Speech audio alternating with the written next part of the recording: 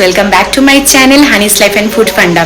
তো আজকে জন্মাষ্টমী, আর আজকে এই জন্মাষ্টমীর দিনকে আমি আমার গপু সোনাদের জন্য সকাল থেকে অনেক খাটাখাটনি করছি। কিসের জন্য খাটাখাটনি করছি? কারণ আজকে ওদের জন্মদিন বলে কথা। তোমরা সবাই জানো ওরা দুজন হচ্ছে আমার খুব কাছের। বড় গপু আমার বড় ছেলে, আর ছোট গপু হচ্ছে আমার ছোট ছেলে। আর তাছাড়া আমার পুচকুলি তো আছেই। তো ওকে নিয়ে এই জন্মাষ্টমীর দিন আজকে আমি 56 ভোগের আয়োজন করছি। আর খুব সহজেই এই আয়োজন করা যায়, তবে আমার জন্য একটু মুশকিল এই বছরটা, কারণ আমার বাচ্চা যেহেতু একদম ছোট। তবুও ঈশ্বরের কৃপায় আমি সেটা করে উঠতে পেরেছি।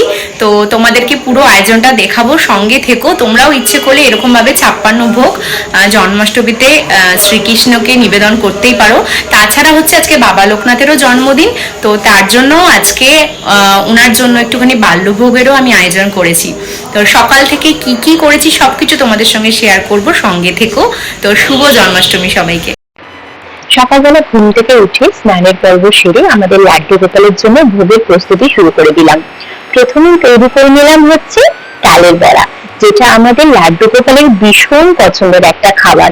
তার পাশাপাশি কলার বড়া, তালের ক্ষীর, মালপোয়া, আরো অনেক কিছু ভোগ আজকে আমি আয়োজন করছি আমার সোনাদের জন্য। আমি প্রথমেই এগুলো করে নিয়ে তারপর তালের ক্ষীরটা করে নিলাম। তার পাশাপাশি আমি মালপোয়াটাও করে নিচ্ছি, কারণ খুব অল্প সময়ের মধ্যেই আমাকে 56 ভোগ আজকে তৈরি করে নিতে হবে। তোমাদের সবকিছু দেখিয়ে ওঠা হয়তো সম্ভব হবে না, তবে আমি চেষ্টা করব যতটা পারবো তোমাদেরকে এই 56 ভোগের প্রস্তুতি দেখানোর। এদিকে আমার মালপোয়া রেডি, এদিকে একদিকে খিচুড়ি বসিয়ে দিয়েছি, আরেকদিকে আমার আলুর দম তৈরি হচ্ছে। আর সারা ঘর জুড়ে আমার এই 56 ভোগের প্রস্তুতি চলছে। দেখতেই পাচ্ছ আমার সারা ঘরে জিনিসপত্র ছড়ানো ছিটানো রয়েছে। যাই হোক, আমার ভোগের পর্ব কিন্তু আমি আস্তে আস্তে কমপ্লিট করে ফেলছি একটা একটা করে। এদিকে আমার খিচুড়ি হয়ে এসছে, আমি ওপর দিয়ে একটু ঘি ছড়িয়ে দিলাম, তার সঙ্গে একটু ভাজা মশলা ছড়িয়ে দিলাম, কারণ এরকম খিচুড়ির ওপরে একটু ভাজা মশলা ছড়িয়ে দিলে খুব সুন্দর একটা গন্ধ বের হয়। তার সঙ্গে আমি কৃষ্ণের আরেকটি খুব পছন্দের জিনিস, ক্ষীরের পরমান্ন মানে পায়েস, এটা আমি তৈরি করে নিলাম।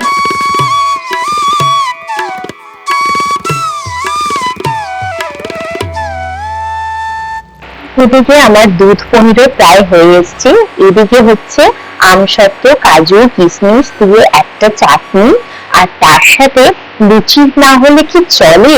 কৃষ্ণের কিন্তু প্রিয় খাবারের মধ্যে এই লুচিটাও রয়েছে। তার সঙ্গে রয়েছে ক্ষীরের সুজি আর অনেক কিছু।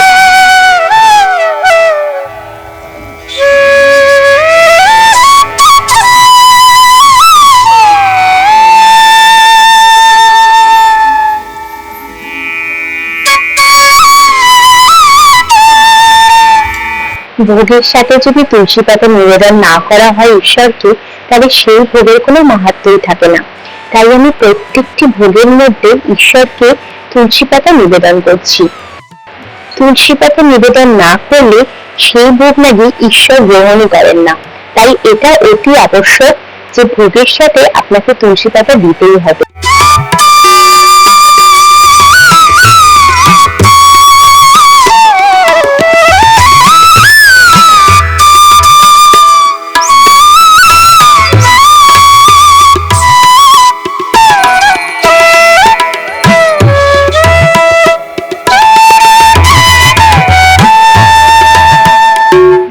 এবার পঞ্চামৃত দিয়ে আমার গোপী সোনাদের স্নানের পালা। দুধ, ঘি, মধু, দই, তার সাথে অগরুপ আর গঙ্গা জল দিয়ে আমি আমার গোপী সোনাদের স্নান করাবো।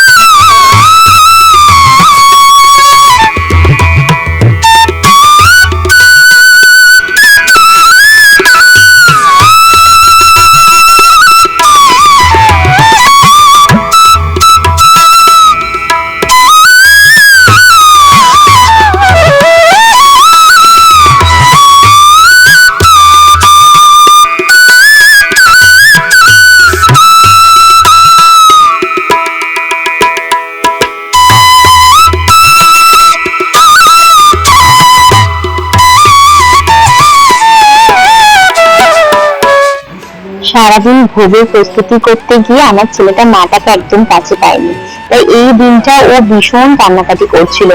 জামাটাও ঠিক করে পরাতে দেয়নি, নিচে ডিউটিটাও পরাতে দেয়নি, বসে পড়েছে। দেখতেই পাচ্ছ খুব দুষ্টুমি করছে আর খুব বিরক্ত বোধ করছিল, কারণ মাম্মাকে সারাদিন ও কাছে পায়নি।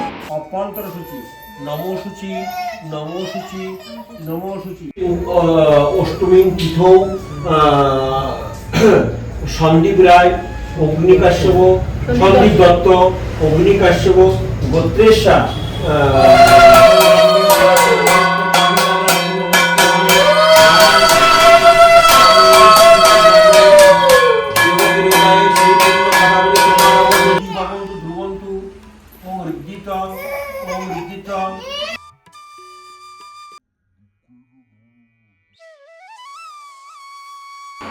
প্রত্যেকবারের মতো এবারও আমি পুজোর শেষে বসে পড়েছি প্রসাদ বিতরণের জন্য।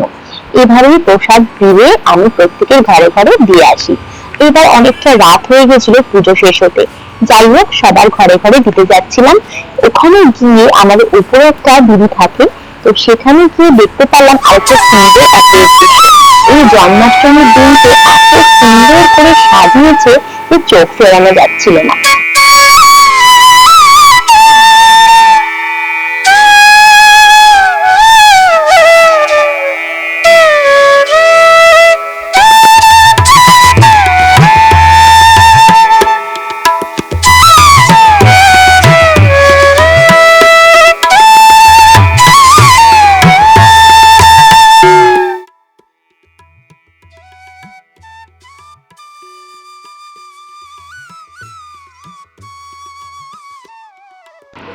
এই বছরের মতো জন্মাষ্টমীর ভিডিও এখানেই শেষ করছি। আমার ভিডিওগুলো যদি তোমাদের ভালো লেগে থাকে তাহলে প্লিজ আমার চ্যানেলটা কিন্তু সাবস্ক্রাইব করতে ভুলো না। আজকের মতো তবে আসি।